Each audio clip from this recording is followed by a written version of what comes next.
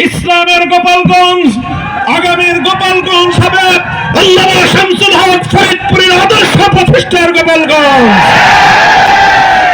আগামীর গোপালগঞ্জ হবে এই জমিন থেকে সমস্ত জাহিলিয়াত,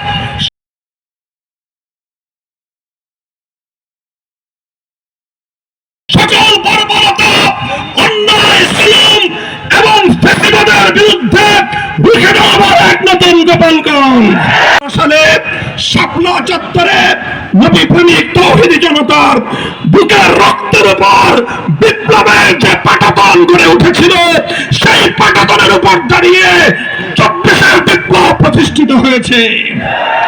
কাজেই শাপলা চত্বরের বীর শহীদানদেরকে যদি অস্বীকার করা হয়, এই দেশ এবং জাতি বিশ্বাসঘাতক জাতি হিসেবে ইতিহাসের আস্থা করে নিক্ষিপ্ত হবে। সংখ্যানুপাতিক হারে উচ্চকক্ষে পিয়ার পদ্ধতি যদি বাস্তবায়ন না করা হয়, বাংলাদেশ খেলাফত মজলিস সেই উচ্চকক্ষ যেখানে বেকার পুনর্বাসনের একটি উচ্চকক্ষে পরিণত হবে। পিয়ার পদ্ধতি ছাড়া বেকার পুনর্বাসনের উচ্চকক্ষ বাংলাদেশের জনগণের ট্যাক্সের কাঁধের উপর বসতে দেওয়া হবে না ইনশাআল্লাহ।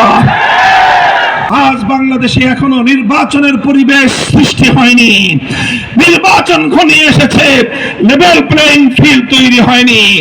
আমরা বাংলাদেশ খেলাফত মজলিসের পক্ষ থেকে প্রশাসনকে নিরপেক্ষভাবে গোটা বাংলাদেশে লেভেল প্লেইং ফিল্ড, সমতার ভিত্তিতে সকল রাজনৈতিক পথ এবং মতের অংশীজনদের নির্বাচনে অংশগ্রহণ করার পরিবেশ সৃষ্টি করার উদাত্ত আহ্বান জানাই।